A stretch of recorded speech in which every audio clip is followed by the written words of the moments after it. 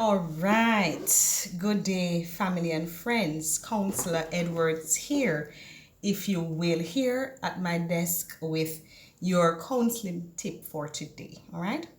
I want to speak to you today on the topic of depression. The truth is, everyone gets depressed from time to time. Whether you're young, whether you're old, whether you're black, whether you're white, whether you're from Jamaica or wherever part in the world you are from, we all get depressed from time to time. No, depression is a serious medical condition which negatively affects how we feel, all right? It negatively affects how we feel, the way we think, and also the way that we act. Good.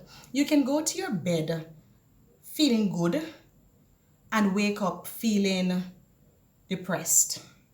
The truth is, getting up tomorrow and just feeling depressed for a day or feeling down for a day, we don't really call it depression, because for you to really say that you're suffering from depression, it therefore means that it must last for a period of 2 weeks to be diagnosed as someone suffering from depression, if you will.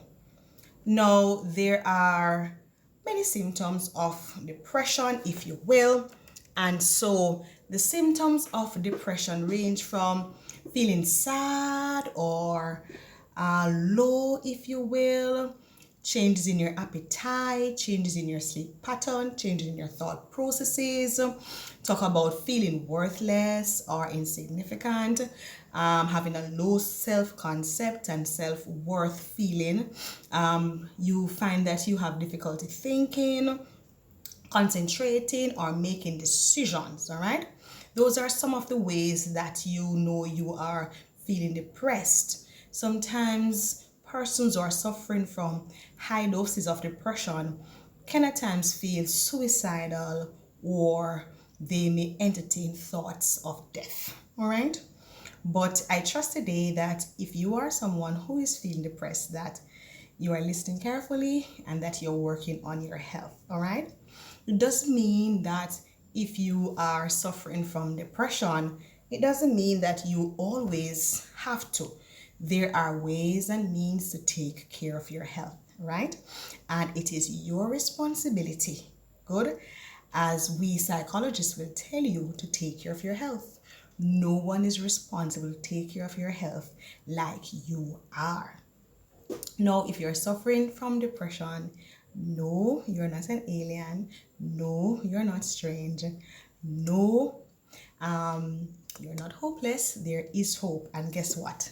As I come closer, there are many persons who suffer from depression too, all right? They are just learning how to deal with their deal with their depression, all right? So you need to identify what caused this feeling of depression to come about in the first place. There are times persons report to us as counselors that they just woke up feeling down, feeling disheartened, feeling sad, and they really don't know what caused it. But I tell you, the brain is so unique that if you give it some time, between the brain and the heart, they will communicate to you where the depression stemmed from. Sometimes it's a sad memory that came up from the past. Sometimes it could be a fight in a relationship or a quarrel, or somebody may have said something to you or about you, and it triggered that depression. Sometimes it's when persons are not meeting their goals as they should. Sometimes somebody fail an exam. It can be anything that brings you into depression.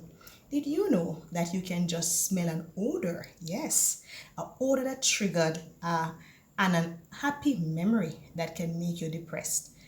Or it's an odor too that can trigger a happy memory, that can also trigger depression, especially if that person that you have remembered because of the odor have died or is no longer in your life. So you will be able to identify your depression if you think about it long enough, all right? Now, depression is different from sadness and grief. Yes, you can be sad but not depressed. You can be grieving but not depressed. All right. Now, you may say, Counselor Edwards, how are they different? Well, I'll just touch that a little bit. All right. Now, in grief, painful feelings comes in waves often intermixed with positive memories of the deceased. All right. And so you have some painful memory. It's just a grief process taking its course. And so while the grief process takes its course, it will give you a sad feeling even for days, but it does not necessarily mean that you are depressed. All right. Now, in grief, self-esteem is usually maintained. When you're grieving the loss of something or someone, your self-esteem is usually intact. You're just missing that thing that you may have lost or have been taken away from you, or that person, or those persons who may not be in your life anymore. In grief, thoughts of death may surface with thinking or fantasizing about joining the deceased or the loved one. All right, so a lot of fantasy takes place in grief. So grief is different from depression, and sadness is different from depression. All right, you can be sad for a lot of things, but it doesn't necessarily mean that you are depressed. You can be sad because you lost some money or didn't gain some money. You can be sad because you thought you successfully did that interview only to not get the job. You can be sad because you thought you aced that exam only to realize you did not ace it. You could be sad because the day just didn't turn out how you thought it would. All right, so depression, sadness, and grief, though they have some similar characteristics, they are different in and of themselves, right? So don't go around telling everybody or anybody at all that you're suffering from depression, all right?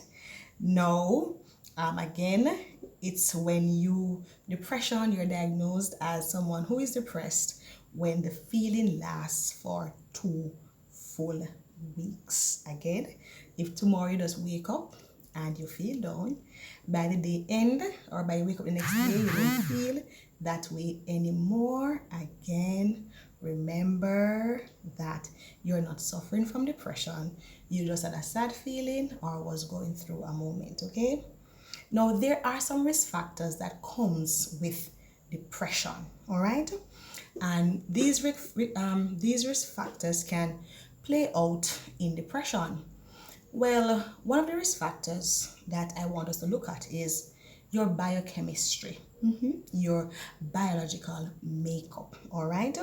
Different chemicals in the brain contribute to the symptoms of depression, how you feel, how these chemicals, interact with each other, what is causing these chemicals to flow at this time.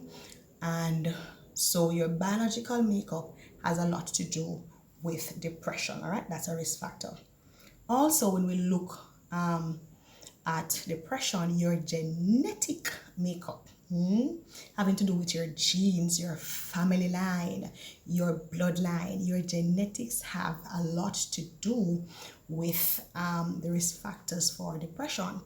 Now, many persons in their families run depression. Good. Some mothers, while they were pregnant, they suffered a great deal of depression, and that baby tend to inherit that depression from that pregnant mother. Outside of that, though, some families, depression generally runs in that family, and you realize that genetically you were born with a depressive syndrome. All right. Now, outside of biochemistry and genetics being as risk factors, we also have your personality. All right. We also have your personality. So your personality has a lot to do with depression. People with low self-esteem are more likely to experience depression than persons who are overt and have a high self-esteem and have a high self-concept. Good. So if you realize that you suffer from a low self-esteem, work on your self-esteem, because that will affect your personality and cause you to suffer from a depressive disorder. Now, Outside of biochemistry, genetics, personality, finally, another risk factor of depression is environmental factors. Yes, yes, yes. Our environment plays a big role in how we feel and what cause our depression. If you're living in a community that is very volatile, you're exposed to many violence and murders and crimes and death and kidnappings, fires, neglect, abuse. Yes, if you're living in a very abusive environment, abuse on our level or any level at all, poverty, if you will, may make some people vulnerable to depression. All right, so your environment has a lot to do with it. Your work environment, your church environment, your home environment, where you hang out. Check your environments and seek to find out if there are triggers in your environment that makes you depressed. All right, now as we continue, you may be asking, Counselor Edwards, how do we treat depression? All right, how do we treat depression? Well, depression can be treated in many, many ways. All right, first, depression can be treated with medication. You can visit your doctor, tell your doctor that you're feeling depressed, and he will prescribe some antidepressants for you. All right, outside of your doctor, you can also seek us out as counselors, psychologists for psychotherapy. Yes, counselors can help you with your depression. Doesn't mean that you're psychotic. It doesn't mean that you have gone psycho to seek a psychologist. It just means that you need a counselor to share what you're going through, and it's okay. It is all about taking care of your mental health, okay? So go ahead, make that call. Call your psychologist, call me if you will, and we can have that dialogue, we can have that counseling and help you to overcome your depression. Don't make, because of what people might say or think, that you do not go to a psychologist or a counselor or maybe a pastor, if you will, because pastors are trained counselors too for the most part. All right, so get that psychological help. Let psychotherapy be a part of your help kit in going through your depression. Also, there are a lot of self-help coping mechanisms that you can use to overcome your depression. All right, now a lot of these self-help coping mechanisms have to do with you. You first have to know who you are, your likes, your dislikes, what makes you happy, what makes you sad. All right, so you need to, in using self-help mechanism or strategies to overcome your depression, think about what you love, what type of movies you like. And when you consider what kind of movies you like, go ahead, shop for one of those movies, go online, watch one. Or what if you're a reader like me? Get a good novel that you can enjoy and read. All right, for some persons, they love listening to music. Well, find your favorite artist. For those of you that are religious, some persons will use prayer, or they will use meditation, they will use mindfulness, they will also use the reading of their Bibles. And so there's so much.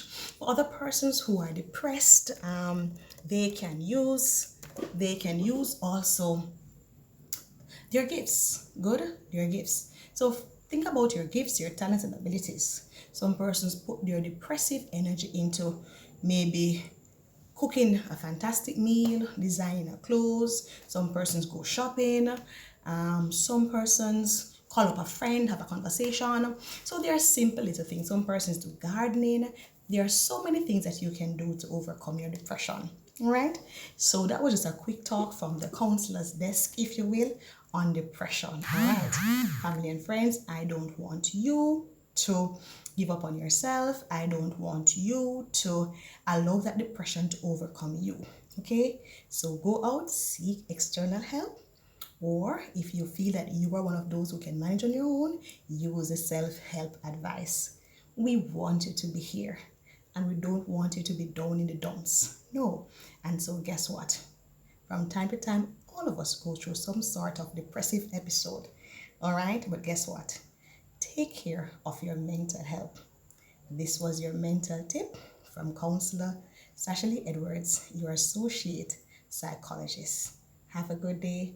See you next time. Remember, like, subscribe, and share this video if it was helpful to you. And I'll continue to ensure that I will help you on your, psychological journey, your theological journey, wherever you need to go. We're in this together. Have a blessed day, and guess what? Take care of your mental health.